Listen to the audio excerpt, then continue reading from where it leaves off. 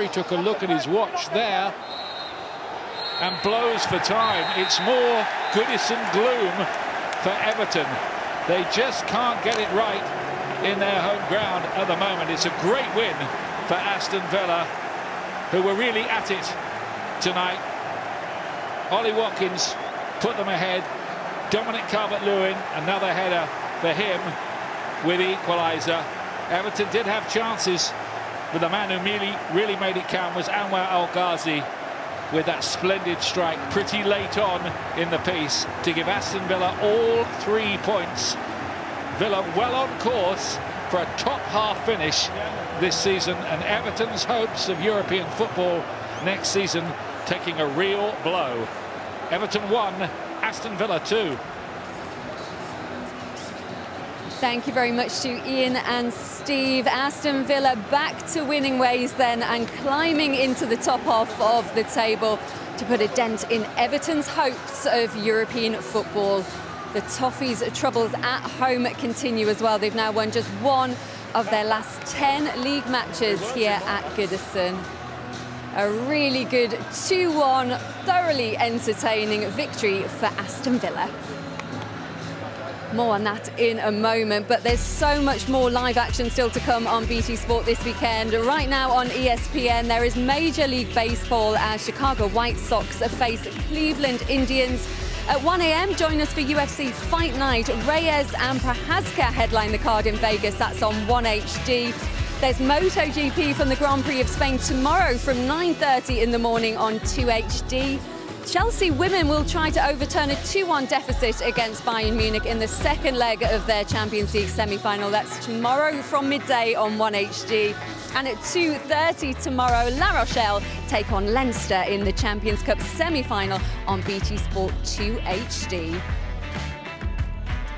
And this is what's already happened in the Premier League this weekend. On Friday, Southampton drew 1-1 with Leicester. Earlier today, City took a step closer to the title, beating Crystal Palace by 2-0.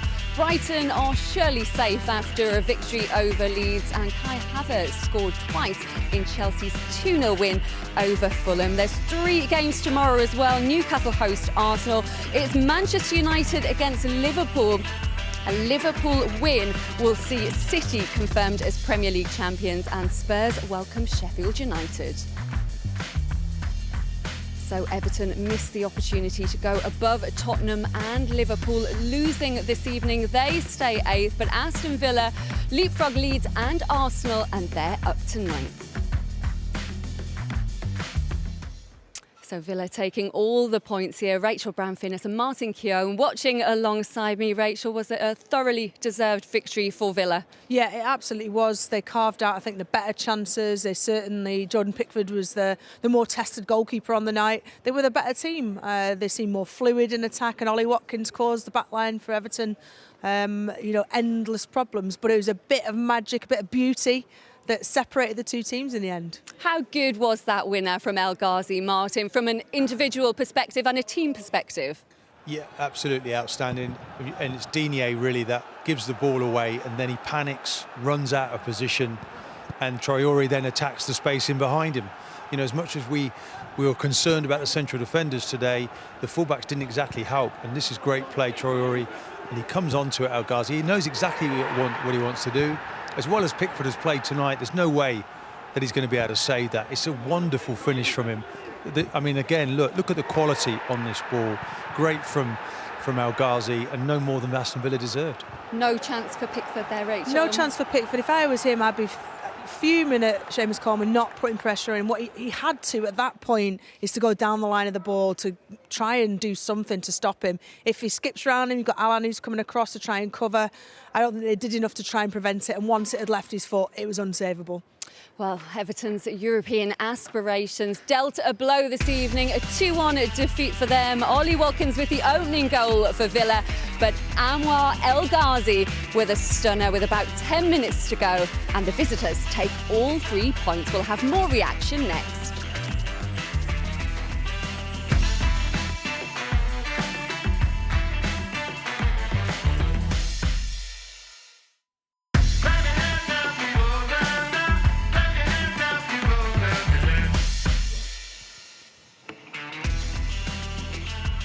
Welcome back. Aston Villa have beat Everton 2-1 here. Ollie Watkins opened the scoring for the visitors. His 13th Premier League goal of this season, his 15th in all competitions. We can hear from him now with Angus Scott.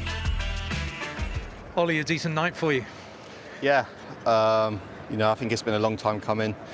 We haven't been playing too well as of late, so it was nice to get 3 points and away from home as well. You had plenty of chances yourself in that first half. Yeah, I think I could have done better with a few.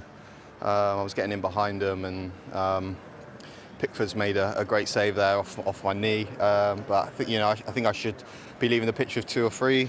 But most important thing, we got the 3 points, and I contributed with a goal as well. Are you a harsh critic of yourself? Yeah, I am, but I think any striker would say they can do a little bit better with some of the chances. So, yeah. Said it before, but yeah, just keep working on it, really. And you're aware Gareth Southgate was watching tonight? No, I didn't, no. But it seems to be the regular question I get, but, no matter who's watching, you just got to go out and do your best, as cliche as it sounds, just work hard and get on with it. And what would playing in the Euros for England mean for you? Yeah, any international game is magical. So, look, I'm just focusing on club form now, trying to contribute to as many goals and try and push into that Europe spot, really, and then see where we go from there. Is that a possibility for Villa? Yeah, I think so. We've got Everton in another 10 days or so, and the games are coming thick and fast now. So, with games in quick succession, I think if we get a couple of wins, it puts us right back up there. Cheers, Ollie. Thank you. Cheers. Well, he won't have done his chances any harm of being in that Euro squad. He said he could have had 2 or 3 tonight, Rachel. Let's have a look at the goal he did score. It's one that Mason Holgate won't want to see back. No, we won't, but I think Ollie Watkins' overall game was absolutely fantastic. It had energy from minute 1. You're right, though. Holgate's got a simple pass on. He's playing out from the back. You've got to know where it's going to go. Simple pass to Digne. He'd already seen it once, Ollie Watkins, and he this time robbed it and made it count. Picked his pocket. I don't know why Holgate's dwelling on it, because it causes problems, but Ollie Watkins has recognised that, and that's a clinical finish. I think that was his first shot on target. Does great to get back up on his feet and to pick that spot in the far corner.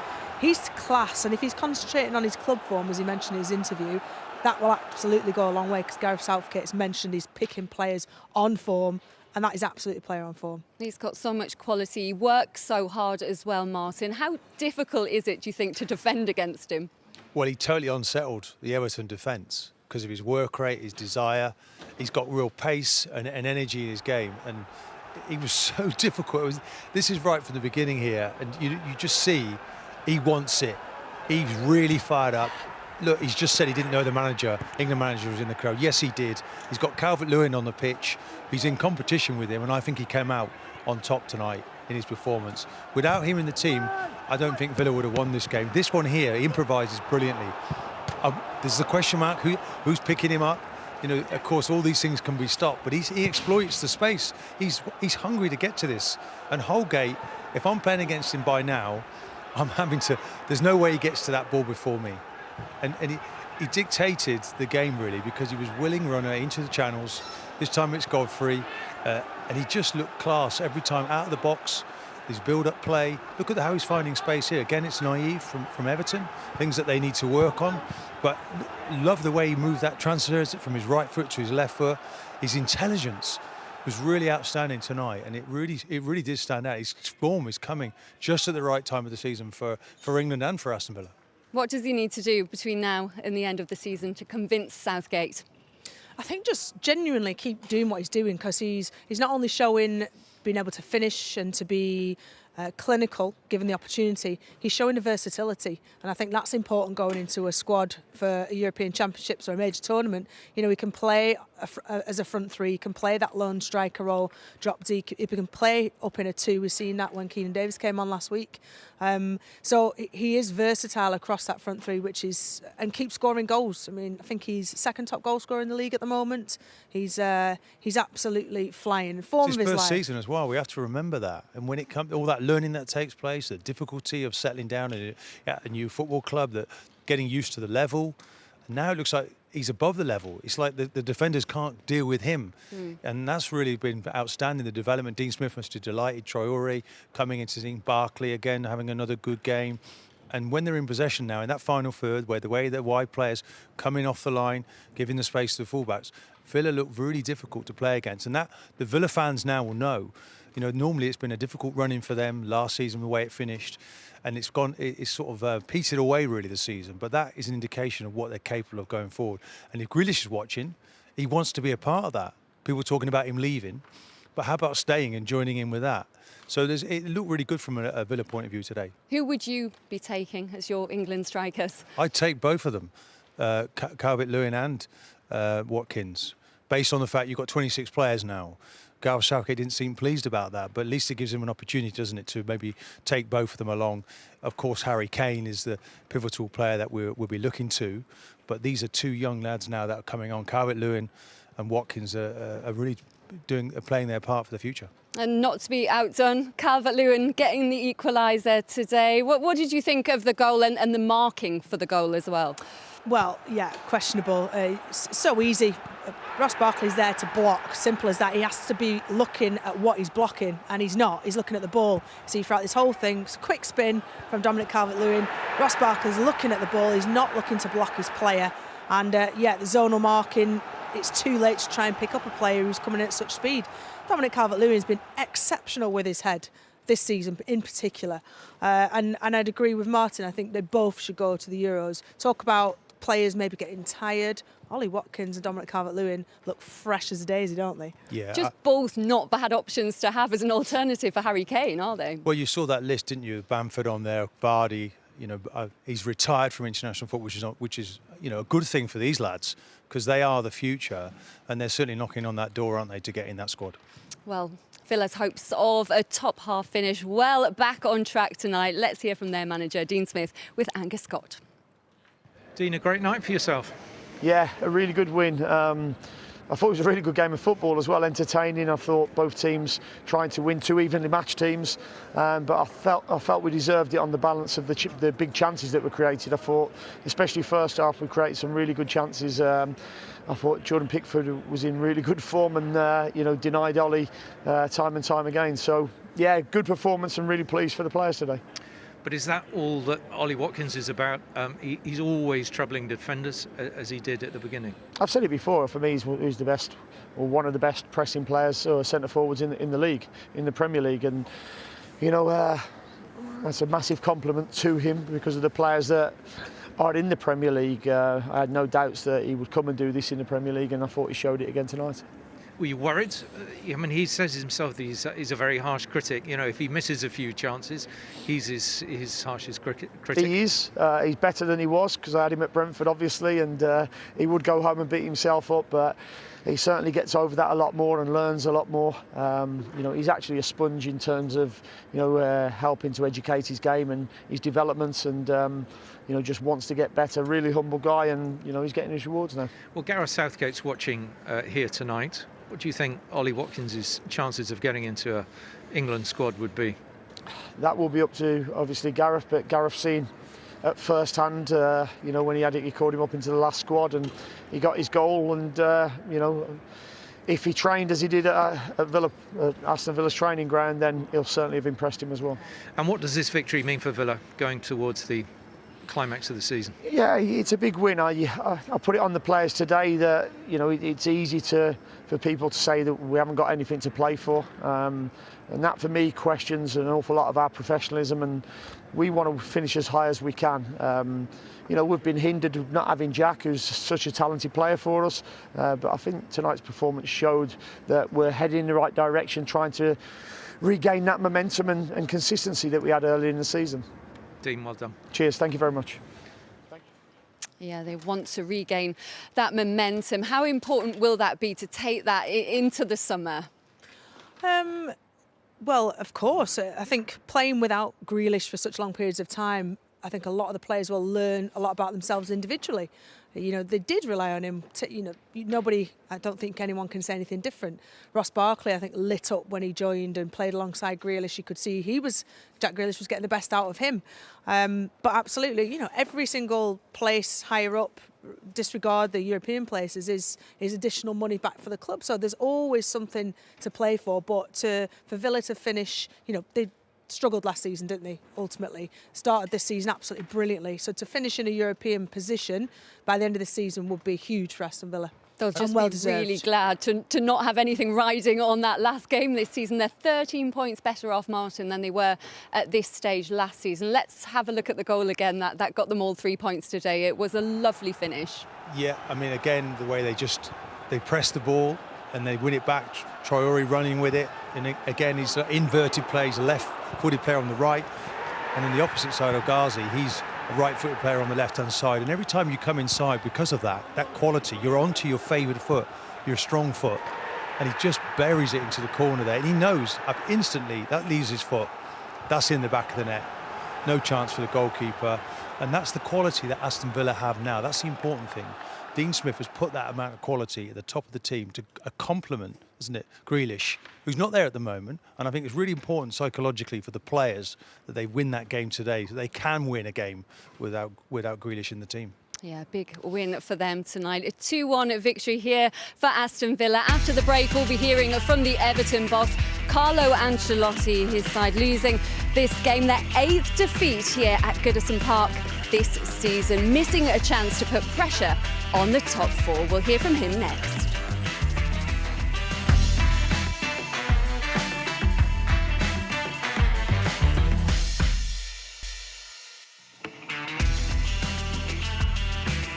El Ghazi, 2-1 Aston Villa, beautifully struck by the Dutchman. Curled that in, Pickford wasn't getting that, and Villa are ahead. Everton have now won one of their last 10 games at home. We can hear from Carlo Ancelotti now with Angus Scott. Carlo, another home defeat. What disappoints you most? The defeat, the fact that we didn't play good, the fact that we didn't start well the game, because we did a lot of mistakes at the beginning until the goal that we conceded, a lot of mistake, no balance, no concentration. So was not a good evening. Why was that? I don't know why. It's difficult to say. I think we have to be more focused, more concentrated, to show more desire, because the opportunity is still there, was there. It was an important game to try to win, to stay in the fight. Now we are still in the fight, but will be more difficult, yes. Once again, it's the home form. This season is like this. It's difficult to say why. I think that it was the same team that won against Arsenal 7 days ago. We were in a good momentum, good form, and then another bad performance at home. Do you feel there's a missed opportunity this season, that had this home form been better, it really could have been top 4? No, of course, we could do better at home, this is for sure. But differently was away. It all unbelievable what we did, the run that we had away, unbelievable the run that we had at home. I think that we have the point that we deserve to have. You're concerned with the number of chances you conceded so easily in that first half? Yeah, we were not good. We didn't have a good balance when we had the ball, difficulties to find the good solution with the ball, a lot of mistakes. Completely different from the game that we had against Arsenal. Where does this leave your season, Carlo? Well, the season is not finished yet. Missed five games. I think we have to keep fighting. We have important games still to fight to try to reach our target. Carlo, thank you. Thank you. They're still going to fight, but that's an 8th defeat here at home for Everton. Only Sheffield United and Fulham have lost more at home. Is that, Rachel, what could cost them a place in Europe? Well, absolutely. If Everton had had an average home record, say compared to last season, they would have already been up there and secured that. They have had kind of probably an above average away record this season, but I agree completely with Ancelotti. I think they were flat today. They looked almost disinterested at times. Certainly huge lapses in concentration cost them ultimately. And they need to find that spark. What do you put it down to, Martin? That's the million-dollar question. Well, it looked like Villa were better prepared in terms of Ancelotti. That is hurting him because it reflects on him. It looked like they were bullied. You know, you're looking at giving the ball away. He's talking about a poor balance to the team. I thought Gomez is in there for his passing ability. The number of times he gave the ball away was criminal in there. And if he's not going to pass it well, then what is his job in the team?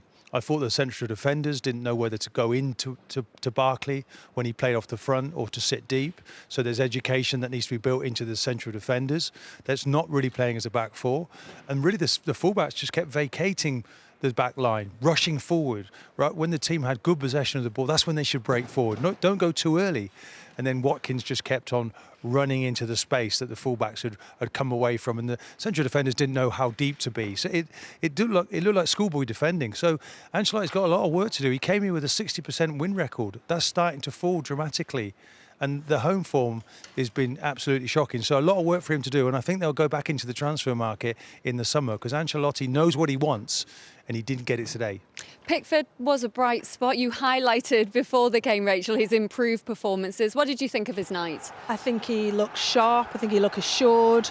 With the ball at his feet, he looked excellent. This time, stood really, really big. Picked his moment to really step down the line to ensure there's not a clean shot. Here against Traore, again, came down the line, made Traore shoot really early. And for that second one, to get back into position, showed great agility. This one, point blank, you were thinking absolute second goal.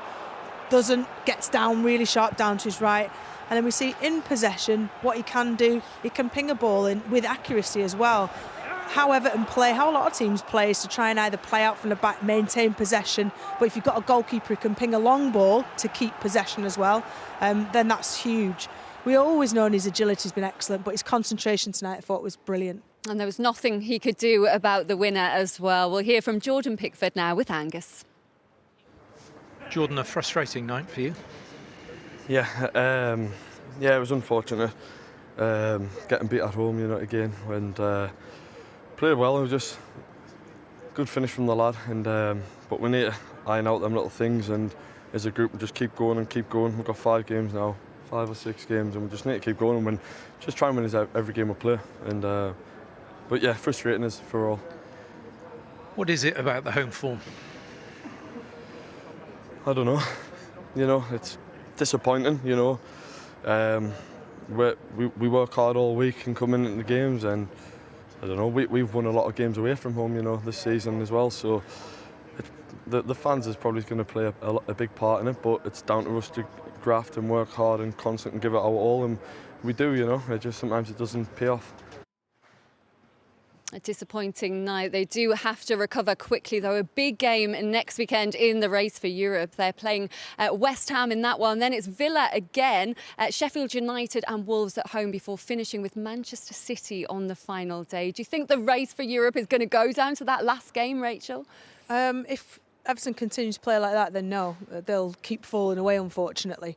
I do feel what Everton are missing more than anything is a leader at the back. Compare the back line of Aston Villa, Mings and Contra. I thought they were talking up in our privileged position up here. We could actually hear what was going on. So that's something I think Ancelotti will look at now and will look at in the summer.